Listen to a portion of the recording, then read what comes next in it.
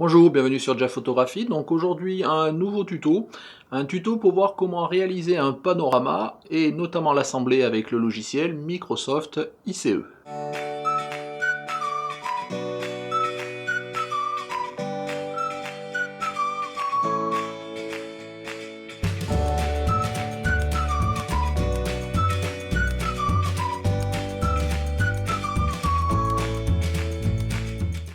Alors qu'est-ce qu'un panorama? Un panorama, c'est une photographie qui couvre un large angle de vue, un angle généralement qu'on ne pourrait pas prendre en une seule photo, et donc souvent c'est un assemblage de plusieurs photos. Alors pour faire un panorama, quel matériel il faut utiliser? Donc d'une part, il faut de fait un appareil photo et un objectif. Cet objectif, il faut qu'il ait de façon générale un bon piqué, très peu de vignettage et de déformation. Donc souvent j'ai pu lire que ce qu'il était recommandé, c'est un objectif entre 28 et 50 mm en équivalent 24-36. Par contre, bon, j'ai aussi trouvé d'autres personnes qui recommandent au contraire de longues focales au-delà de 100. Donc voilà, c'est à vous de voir ce qu'il faut utiliser. Moi personnellement, j'utilise mon 17-50 et je fais souvent des panoramas à 50 mm, donc ce qui est un équivalent 24-36 de 80 cm, donc ça le fait très bien. Alors après, ce qu'il faut voir, c'est que plus la focale sera longue, plus le champ sera réduit, et donc plus il faudra de clichés pour couvrir le même angle de vue. Voilà. Après, c'est à vous de voir en fonction de votre équipement et de ce que vous voulez réaliser. Alors, autre équipement qu'il est nécessaire, enfin pas indispensable, mais vivement recommandé, c'est un trépied. Donc pourquoi? Parce que ça permet de poser son appareil, de pouvoir faire une rotation notamment horizontale, lente ou en tous les cas graduée comme on le veut, sans trop bouger, avoir toujours le même horizon, et de pouvoir tourner autour d'un axe qui est à peu près constant. Donc c'est plus simple pour après faciliter l'assemblage. Maintenant, il est tout à fait possible de faire pour faire un panorama, de faire des clichés à main levée. Bon, à partir de là, ce qu'il faudra essayer, c'est de bien se figer, de pas trop bouger, et de tourner autour de son tronc, quoi, je dirais, de son axe, comme ça, pour pouvoir faire des photos sans trop bouger. Bon, ce qui est sûr, c'est qu'il y aura un peu plus de décalage, souvent vertical, mais bon, ça se rattrapera à l'assemblage. Bon, il y aura peut-être un peu plus de pertes, il faudra un peu cropper, je dirais, l'assemblage final. Mais bon, ça se fait très bien aussi sans trépied.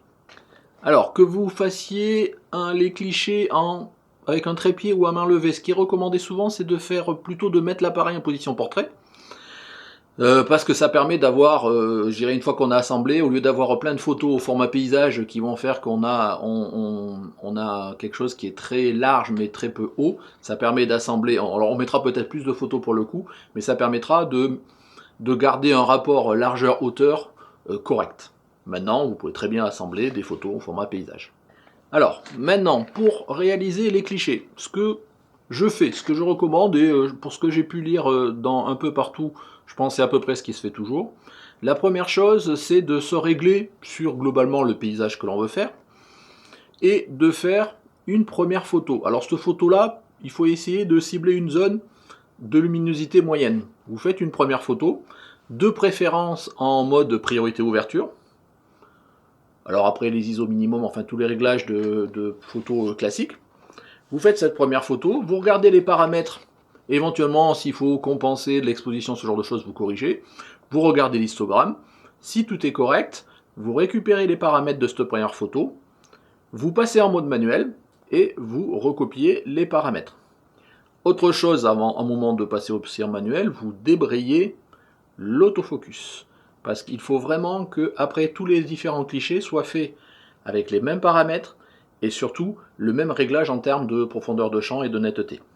Alors bien évidemment, comme il va falloir quand même faire du post-traitement sur ces photos pour vraiment égaliser la luminosité, les paramètres, éventuellement corriger un certain nombre de choses, style un vignettage éventuel, corriger l'objectif, ce genre de choses, il est vraiment conseillé de shooter en RAW.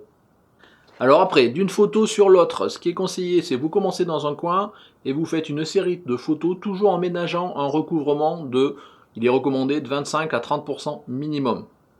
Après, le nombre de clichés dépendra de l'angle que vous voulez couvrir. Alors ça va de, je dirais, 4-5 clichés jusqu'à peut-être plusieurs dizaines si vous voulez couvrir vraiment un angle de 360 degrés, pourquoi pas. Un petit conseil aussi pour la prise de vue, faites attention si jamais il y a du vent et notamment que vous avez des objets dans le champ qui bougent, parce que d'une photo à l'autre, notamment dans la partie qui doit se recouvrir, si des arbres ont bougé par exemple, ça sera un peu plus compliqué pour le logiciel d'appareiller, de faire l'assemblage. Donc idéalement, il faudrait qu'il n'y ait pas de mouvement, je dirais, dans la photo. Maintenant, la partie post-traitement. Donc toutes vos photos, si vous avez shooté en RAW, il va falloir les post-traiter, alors quel que soit votre logiciel. Moi personnellement, vous le savez, j'utilise Lightroom. Donc ce qu'il faudra faire, c'est prendre une des photos, la post-traiter, donc corriger l'objectif, les déformations, la luminosité, ce genre de choses, la balance des blancs. Et après, ce qu'il faudra faire, c'est synchroniser toutes les autres photos avec les mêmes réglages, notamment la balance des blancs, c'est très important. Donc à partir du moment où ils ont tous les mêmes réglages, vous pouvez les exporter souvent en JPEG ou en TIFF, et c'est ces images-là qui seront utilisées dans le logiciel que l'on va utiliser tout à l'heure pour assembler et constituer le panorama. Alors, je vous parlais de logiciels pour assembler le panorama. Alors, ce peut se faire avec un certain nombre de logiciels, il en existe beaucoup, je dirais, dans la nature. Alors, les plus renommés sont Autopano, qui est un logiciel payant, qui est réputé pour être la Rolls des logiciels pour faire des panoramas. Vous avez aussi, on peut faire aujourd'hui des panoramas avec Photoshop et Lightroom aussi. Vous avez aussi un logiciel qui pour le coup lui est gratuit et qui est pas mal réputé aussi, qui s'appelle Hugin. Et le dernier dont je vais vous parler plus en détail moi aujourd'hui, c'est un logiciel de Microsoft qui s'appelle ICE. Alors pourquoi ce logiciel plutôt qu'un autre?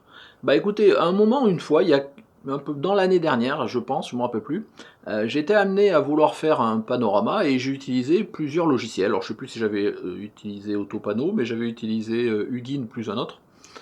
Et franchement, le résultat déjà ne me satisfaisait pas dans un premier temps, et en plus j'avais trouvé ça un petit peu compliqué. Parce que moi je voulais juste assembler mes photos, faire quelque chose de très simple.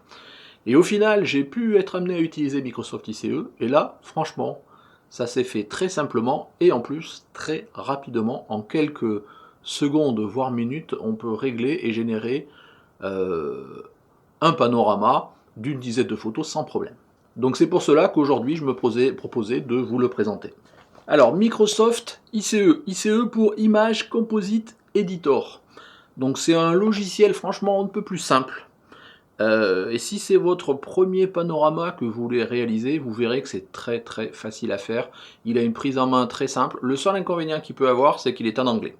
Bon, en anglais certes, mais je pense qu'il est relativement intuitif et on voit les différentes opérations qu'il y a à faire pour constituer un panorama. Il n'y en a pas 15, je dirais. Une première chose, c'est on importe dans le logiciel nos images. On lui demande de réaliser l'assemblage. Quelque part après, on peaufine l'assemblage, voire on fait un crop pour vraiment retailler la zone que l'on veut garder, et généralement on l'exporte. C'est guère plus compliqué que ça. Donc après, il y a quelques options, et ce que je vous propose, c'est de le regarder maintenant derrière l'ordinateur pour voir comment, typiquement sur un exemple de panorama, utiliser le logiciel Microsoft ICE. Allons-y. Voilà, nous voici sous Microsoft ICE, donc vous voyez une interface très épurée, avec globalement pour commencer juste 3 boutons et un petit menu ici. Donc pour démarrer un diaporama, vous avez ici un menu New Diaporama from Image. Donc c'est pour démarrer un diaporama avec des images. Il y a une fonctionnalité qui a priori permet de constituer un diaporama à partir des images d'une vidéo. Je ne l'ai pas encore testé, ça sera intéressant à voir, mais bon, pour l'instant on va pas en parler, mais bon, il faudra vraiment que j'essaye de voir ce que ça peut faire, ça peut être intéressant. Donc pour créer un diaporama, il faut faire New Diaporama, voilà, et il vous propose d'ouvrir un dossier dans lequel vous avez vos images. Donc là, moi, dans l'exemple, j'ai 11 images qui constituent un diaporama d'une vue du Pays Basque. Donc je vais les sélectionner et je les importe dans le projet. Voilà, donc tout de suite, nous sommes dans l'écran de constitution d'un diaporama. Donc vous voyez ici ce qu'on appelle le chemin de fer, c'est-à-dire en gros les 4 étapes du diaporama. La première, c'est l'import, c'est ce qu'on vient de faire, on est dans cette étape-là. La deuxième, c'est ce qu'ils appellent stitch, donc globalement ça va être l'assemblage des photos.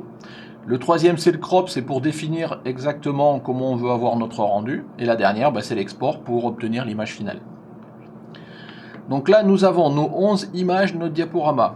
Ici, on a deux façons de traiter. Soit on a le mode simple, soit on a le mode structuré. Voilà, alors dans le mode simple, c'est à la limite lui qui s'occupe tout seul d'assembler les images, en autodétectant la position des images. Hein. Voilà, on a ici plusieurs types d'images, je vais y revenir vite fait. Dans le mode structuré, c'est à nous à préciser globalement comment s'enchaînent les images et lesquelles qui sont au-dessus desquelles, dans quel ordre il faut qu'il les traite. Donc je pense que c'est un mode plus évolué. Moi j'ai toujours utilisé le mode par défaut, autrement dit le mode simple, et ça marche très bien en tous les cas dans tous les diaporamas que j'ai pu tester. Donc on va revenir au mode simple. Alors dans le mode simple, on va pouvoir choisir le type de détection du mouvement de l'appareil. Donc moi la plupart du temps je laisse sur autodetect, il fait ça très bien. Sinon vous avez le choix entre 4 modes. Planar, motion. Donc là, globalement, il aligne les images juste par translation, il applique éventuellement une rotation et une mise à l'échelle. Donc c'est le mode le plus simple. Après, vous avez Planar Motion with Screw. Donc globalement, c'est le même mode que précédemment, mais éventuellement, il prend en compte le fait que les images peuvent être inclinées sur le plan. Donc c'est-à-dire que le fait que quand vous avez fait un mouvement circulaire ou linéaire, vous avez pu ne pas être tout à fait parallèle, je dirais, à l'horizon. Donc ça, c'est ce deuxième mode. Le troisième mode, c'est With Perspective. Donc là, on est plutôt dans une logique où, par exemple, on ferait un panorama en photographiant un tableau, un mur, quelque chose, une surface plane. Donc là, il reconstitue les perspectives et ça nous permet de faire l'assemblage. Le dernier mode, c'est le Rotating Motion. Donc globalement, c'est quand vous avez pris des photos avec l'axe qui tourne, enfin avec entre différentes photos, on a tourné autour d'un axe, donc ce qui est la plupart du temps ce que l'on fait avec un trépied ou même à main levée. Donc ça sera la plupart du temps le mode qu'il prendra en autodetect. Donc moi pour ce coup-là, je vais laisser le autodetect. Et là, l'étape d'après, c'est juste de faire ici Next. Voilà, donc là, il est en train d'appliquer les paramètres et d'aligner les images et de créer globalement le diaporama résultant. Donc je vous le laisse en direct live. Ça prend vraiment que quelques secondes, vu le nombre d'images, sachant que ce sont des images taille maximum, hein, donc elles font 5000 par 3000 pixels et une vingtaine de mégas chacune.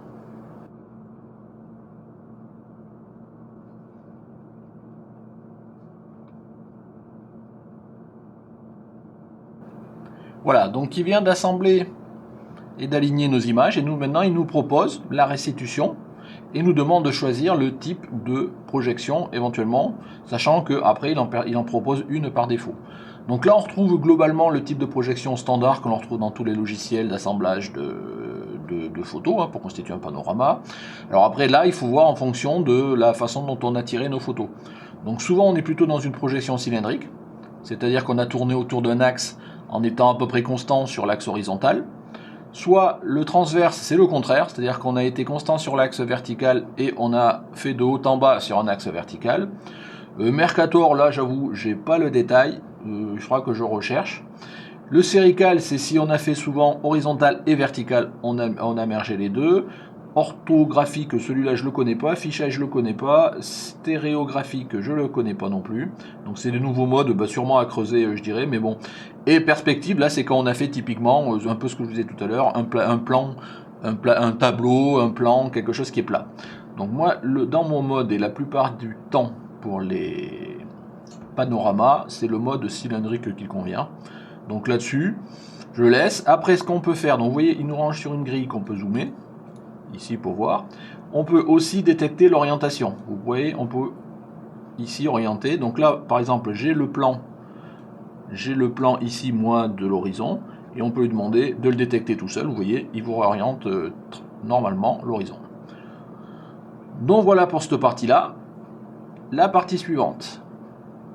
Donc là, à ce stade-là, moi, globalement, je suis satisfait de la composition et de l'alignement. On peut zoomer, je veux dire, pour voir éventuellement comment il nous a fait ça. On voit pas spécialement de décalage, ça me paraît pas mal. Donc à ce stade-là, on fait Next.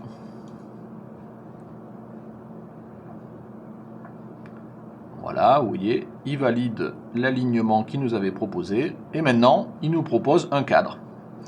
Alors, ce que l'on peut voir tout de suite, c'est que le cadre, il est sur les plus grandes dimensions, hauteur, largeur que l'on a. Donc, vous voyez ici, ça ligne ici où c'est un peu plus haut, mais ici, on voit qu'on a du noir. Ici, pareil. Et donc là, il nous propose de soit de le faire tout seul, soit nous demander quelle taille on veut. Donc, on peut très bien dire qu'on veut cadrer tout seul que les parties intérieures. Voilà, ce qu'on ferait classiquement si on devait le faire à la main. Maintenant, il y a un autre mode qui peut être intéressant, c'est que ici, il peut nous proposer de auto-compléter les noirs. Alors pour la partie où il y a du détail, c'est pas forcément facile à faire parce que là, par exemple, il y a du détail dans les montagnes, la mer, ce genre, enfin, les montagnes, les maisons, le paysage. Bon, je vais pas lui demander de compléter. Mais par exemple, pour le ciel où c'est tout bleu, vous voyez, par exemple, je peux lui demander ici de compléter ces zones noires avec ce qui... Il a un algorithme un peu comme dans Photoshop, fait ça aussi, où on peut compléter ici les noirs avec une extrapolation de ce qu'il y a au-dessous. Donc pour du bleu, pour du ciel, ça va être facile à faire. Pour le reste, ça ne sera pas facile à faire. Donc là, je lui ai fait Auto-Completion. Voilà. Et donc là, vous allez voir, il va me compléter les zones noires du ciel, par du ciel en fait. Ça me permettra de garder un peu plus de matière et d'avoir des proportions un peu plus grandes sans trop perdre par rapport au crop. Voilà, vous voyez, il m'a complété ici les noirs, on les a vus.